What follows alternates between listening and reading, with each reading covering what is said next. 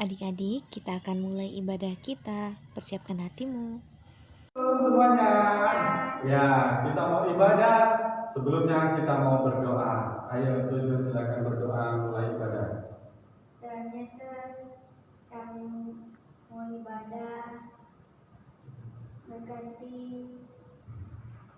ibadah kami, dan Yesus, amin.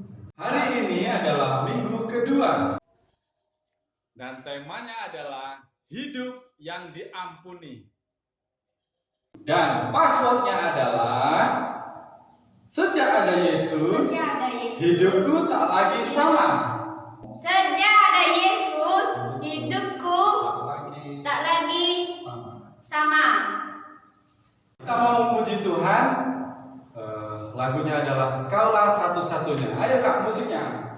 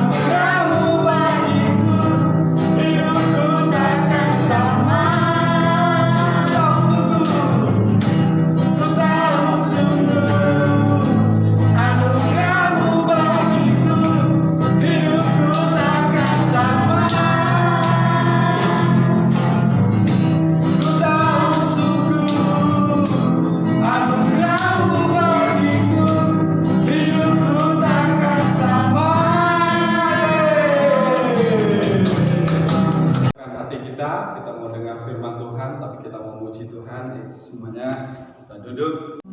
Ayo kita persiapkan hati kita untuk kita mendengar firman Tuhan. Allah yang setia bagi hidup kita. Terima kasih Tuhan. Terima kasih. Kau Allah yang setia.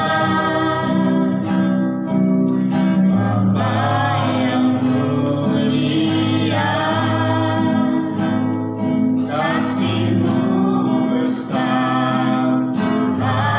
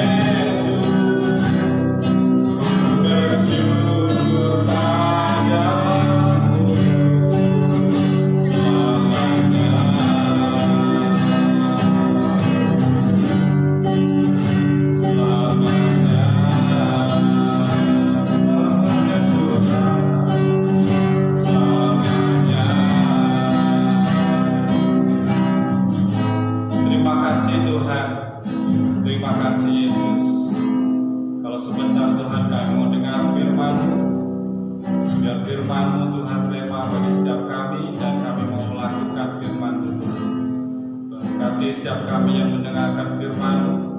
Di dalam nama Tuhan Yesus kami siap mendengar dalam nama Yesus. Amin. Salam adik-adik, apa kabarnya? Di minggu pagi yang cerah ini, hari ini kita mau sama-sama mendengarkan kebenaran firman Tuhan. Di minggu kemarin, kita sudah belajar dari kebenaran firman Tuhan dengan tema Allah atau Yesus sudah mengampuni kita. Nah, kita harus paham betul kalau Allah sudah mengampuni kita.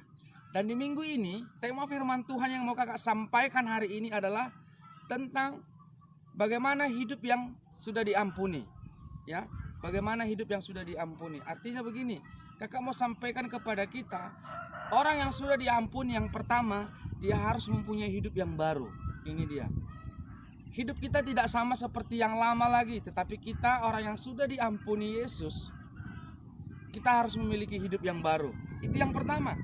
Yang kedua, hidup yang diampuni adalah ketika kita sudah menerima pengampunan dari Tuhan, maka kita juga harus belajar untuk mengampuni orang lain. Sebagaimana kita sudah menerima pengampunan dari Tuhan dengan cuma-cuma, kita juga harus memberikan pengampunan kepada setiap orang, baik itu teman kita, dengan cuma-cuma. Amin. Haleluya. Hari ini kita mau belajar dari kebenaran firman Tuhan yang diambil dalam kisah Lukas. Lukas 7 ayat 32 sampai dengan ayat yang ke-50. Nah, di sana dikisahkan tentang seorang wanita yang berdosa ketika Yesus diajak seorang Farisi yang bernama Simon untuk berkunjung ke rumahnya. Nah, mari kita buka firman Tuhan. Di dalam Lukas 36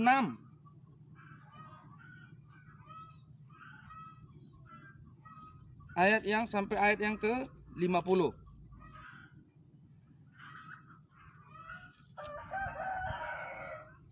Kakak bacakan untuk kita semua. Adik-adik tolong dibuka Alkitabnya. Semuanya ayo ambil Alkitab. Dan kita mau sama-sama membaca. Kita sama-sama membaca. Kakak mau mengajak kita semuanya untuk membaca.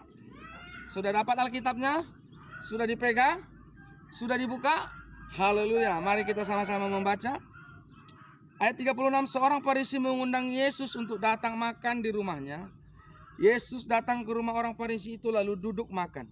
Di kota itu ada seorang perempuan yang terkenal sebagai seorang berdosa. Ketika perempuan itu mendengar bahwa Yesus sedang makan di rumah orang Farisi itu, datanglah ia membawa sebuah buli-buli, kualan berisi minyak wangi. Sambil menangis ia pergi, berdiri di belakang Yesus dekat kakinya, lalu membasahi kakinya itu dengan air matanya dan menyekanya juga dengan rambutnya.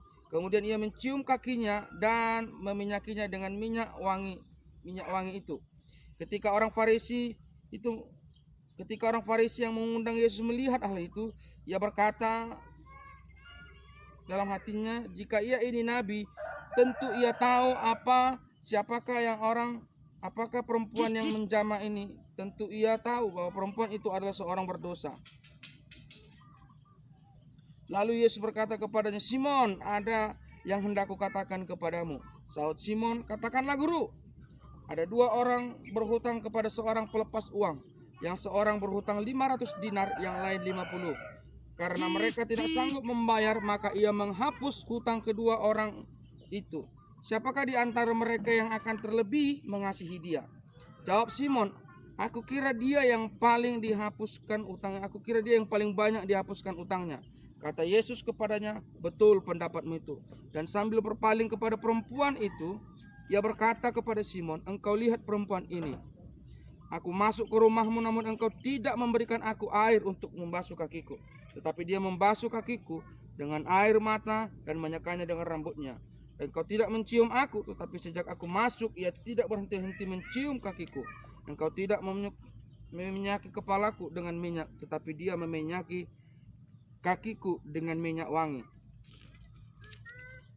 Sebab itu aku berkata kepadamu, dosanya yang banyak itu telah diampuni, sebab ia telah banyak berbuat kasih. Tetapi orang yang sedikit diampuni, sedikit juga ia berbuat kasih. Lalu ia berkata kepada perempuan itu, dosamu telah diampuni. Haleluya. Dari kisah ini adik-adik sangat menarik sekali. Perempuan yang berdosa tadi, ketika mendengar kalau Yesus berada di rumah Simon seorang Farisi, dia langsung datang. Dia langsung datang pergi untuk menemui Yesus. Ketika dia sudah bertemu dengan Yesus, dia menangis, dia tidak tahan untuk melayani Yesus. Tahukah kamu adik-adik, hati yang tulus itu membawa dampak yang luar biasa. Ketika dia dengan tulus datang kepada Yesus, dia melayani Yesus. Bukan karena penampilan dari yang mewah, pakaian yang bagus, uang yang banyak, harta yang berlimpah, lantas kita layak untuk melayani Tuhan. Tidak.